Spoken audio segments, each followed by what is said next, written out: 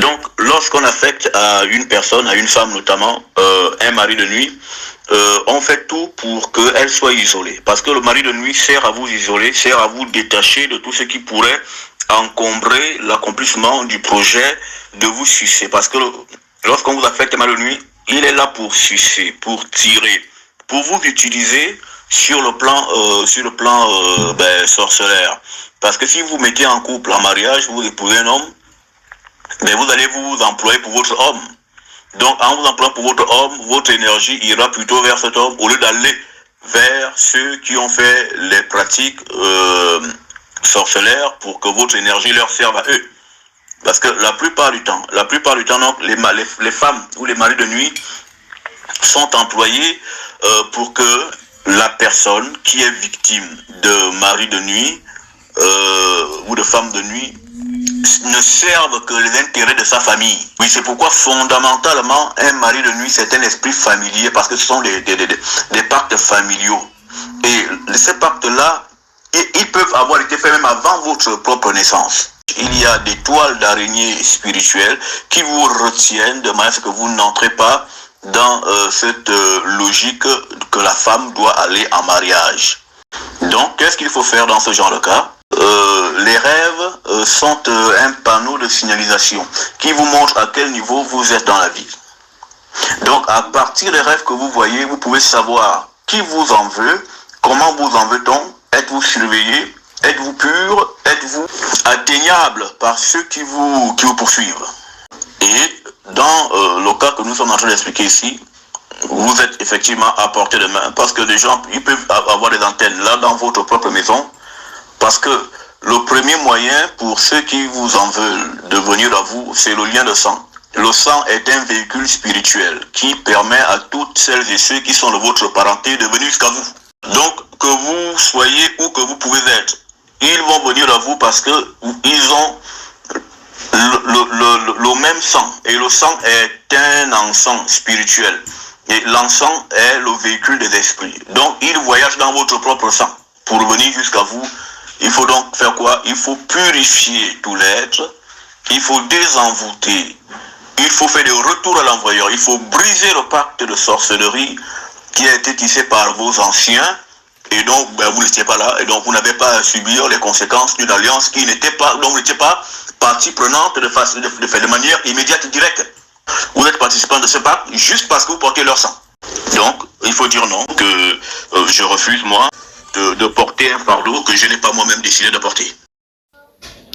Pour le bon déroulé d'une attaque mystico-sorcellaire, des forces mystico-astrales du bas astral qui en veulent à votre vie, notamment dans les questions de mari et de femme de nuit. Lorsque ceux qui en veulent à votre vie viennent à vous pour vous agresser, la première chose qui est attaquée, c'est ceux qui incarnent dans votre vie la sentinelle. Et quelle est la sentinelle de votre vie? La sentinelle de votre vie, ce sont vos rêves. Vos rêves sont la porte et le miroir mystico-spirituel au travers desquels vous entrez en connaissance du niveau auquel vous êtes dans la vie, de là où vous en êtes dans la vie sur le plan mystico-spirituel et physique aussi. Car votre vie physique n'est qu'un reflet de votre vie spirituelle. Votre état mystique détermine et crée votre réalité évidente. Donc, pour que votre vie matérielle soit abîmée, gâchée, il faut d'abord que ce gâchis commence dans la dimension de votre esprit. Et donc, ceux qui veulent vous voir être détruits sur le plan matériel commencent par vous détruire sur le plan spirituel. Et lorsqu'on vient vous détruire, on vous montre effectivement comment vous êtes détruit. Et pour que la destruction se fasse sans réaction de votre part, ceux qui en veulent à votre vie, à votre destinée, vont d'abord s'en prendre à l'œil de votre projection mystico-astrale qui est reliée à vous par le cordon d'argent. Une fois que cet œil donc est crevé, alors ceux qui en ont après vous peuvent faire de vous tout ce qui leur semble bon de vous faire. Parce que vous serez voilé, vous n'aurez plus accès à vos rêves, justement parce que quand on ferme votre œil spirituel, c'est-à-dire qu'on ferme votre tête, vous n'arrivez plus à voir vos rêves, vous n'arrivez plus à vous rappeler de vos rêves, donc vous dormez comme un mort. Et à un mort, on peut faire de lui tout ce qu'on veut, le tourner dans tous les sens et l'exterminer. Et pendant donc cette agression, ceux qui vous agressent viennent prêts. Ils viennent avec des armes avec lesquelles et à partir desquelles ils peuvent agir dans l'obscurité et dans les ténèbres. Et c'est là que, en vous agressant, ils vont dépouiller, détruire tous vos corps astraux de protection qui gardent votre esprit profond. Et pendant que vos corps astraux sont en train d'être détruits, vous avez des répercussions dans la vie matérielle telles que blocage financier, blocage d'avancement dans la vie, blocage dans le fait marital, vous n'arrivez pas à vous marier, vous n'arrivez pas à faire des enfants, vous partez de maladie en maladie, vous n'êtes jamais stable. Voici ici des signaux matériels qui attestent d'une agression mystico-spirituelle de quelqu'un qui est abîmé sur le plan de l'esprit. Donc, pendant que vous êtes abîmé là, sur le plan spirituel et que vous vivez ces difficultés sur le plan matériel, ceci veut dire que ce ne sont là encore que vos corps intermédiaires qui sont touchés. Votre esprit, lorsqu'il sera touché, ceci équivaudra à votre mort. Lorsqu'un travail spirituel de désenvoûtement est opéré, il faut tout de suite après de la protection. C'est pourquoi, par exemple, Yesaya disait, lorsqu'on effectue une délivrance, le démon ne va pas se reposer, il va chercher un renfort, cet esprit beaucoup plus puissant que lui, pour revenir à la conquête, parce que le démon ne s'avoue jamais vaincu.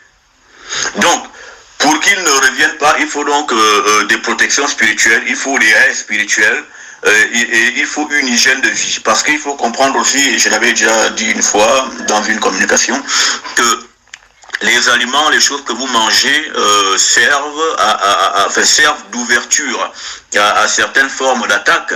Par exemple, les animaux qui sont interdits de consommation, qui ont été rendus consommables, alors que sur le plan spirituel, ces aliments restent toujours interdits sur le plan de la consommation.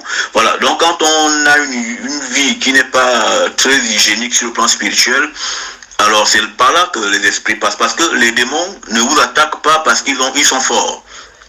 Ils vous attaquent parce que vous avez des faiblesses. Et qu'est-ce qu'ils font? Parce que eux, ils rôdent, ils patientent que vous chutiez. C'est pourquoi il disait que le diable rôde autour de vous comme un lion. Il rôde tout, donc il fait la ronde, attendant que vos corps spirituels baissent. Et qu'est-ce qu'ils font? Parce que eux, ils rôdent tout, donc il fait la ronde, attendant que vos corps spirituels baissent, attendant que le corps spirituel baisse, pour finalement attaquer celui dont les corps auront été brisés afin de l'atteindre. Donc, après une délivrance, il faut effectivement donc des protections spirituelles, il faut une hygiène de vie, il faut des nouvelles habitudes de vie. Qui aussi participent de la protection spirituelle, exactement. La purification de la maison, peut-être tous les 2 mois ou tous les mois, et un travail spirituel personnel tous les débuts de mois. Voici les choses qui vont vous accompagner effectivement dans le renforcement des portes spirituelles lorsque vous sortez d'un travail spirituel qui a été fait sur vous. Alors, est-ce qu'on coupe les liens de sang? On peut nettoyer les liens de sang, mais couper les liens de sang, ça peut s'expliquer, mais d'une autre manière. C'est-à-dire que vous pouvez créer un décalage dans les liens de sang. C'est ce qui fait que, par exemple, dans les liens de sang, à la base, vous êtes au même niveau vibratoire. En fait, vous êtes dans les mêmes fréquentations spirituelles que tous les membres de votre famille. C'est pourquoi, où que vous soyez au bout du monde, votre parent est au Cameroun, sorcier du bas astral, il peut venir à vous parce que le lien de sang vous met immédiatement en contact. Maintenant, ce qui peut maintenant amener un décalage, parce que c'est le décalage de sang qu'on appelle en fait la coupure des liens de sang. Ce décalage se fait à quel niveau? Ça se fait maintenant au niveau de l'assainissement de votre sang à vous personnellement. Donc c'est-à-dire que c'est comme si vous aviez toute une rivière et vous avez une partie de la rivière qui est assainie, une autre partie qui est gardée trouble. Hein? Donc la partie qui est assainie, en fait on met des garde-fous, on met des barrières tout autour pour que l'eau infestée de l'extérieur ne puisse pas l'atteindre. Ce qui fait que, par exemple, lorsque sur le plan spirituel, vous étant déjà protégé et assaini, quelqu'un voudrait vous attaquer, elle ne peut pas vous voir dans le monde spirituel parce que vous n'appartenez plus au même couloir de vibration. Vous vibrez haut et eux, ils vibrent bas. Or, les gens du haut et du bas ne peuvent pas ne peuvent pas se fréquenter. Voilà, ils ne peuvent pas cohabiter. C'est l'exemple que Isaiah Ongola, Jésus-Christ, avait pris avec le pauvre Lazare et le mauvais riche. Voilà, le mauvais riche qui était dans une fréquentation vibratoire et le pauvre Lazare et Ambalam Abraham qui était dans une autre fréquentation vibratoire, ils ne pouvaient pas se fréquenter, ils ne pouvaient pas s'atteindre les uns les autres parce qu'ils appartenaient à des mondes vibratoires différents. Mais pourtant, le mauvais riche et Lazare, ce sont les gens de même sang. C'est le même sang. C'était quelqu'un de son peuple. Voilà, mais ils ne peuvent pas se fréquenter parce que quoi? Parce que la différence vibratoire. Le pauvre Lazare était un homme de vibration pure et saine. Le mauvais riche était de vibration souillée et lourde. Donc ils ne peuvent pas être de même monde. Donc pour ne plus être attaqués après une purification, enfin après avoir suivi un travail spirituel, ou bien pour couper les liens spirituels avec les membres de sa famille, c'est justement purifier la dimension de votre astral, de votre aura, qui vous mettra en décalage astral avec les sorciers de votre famille, qui ne pourront pas monter jusqu'à vous parce que vous étant trop élevé et eux étant trop bas, et la souillure de leur aura étant le moyen qui vous sépare et qui les empêche d'arriver jusqu'à vous.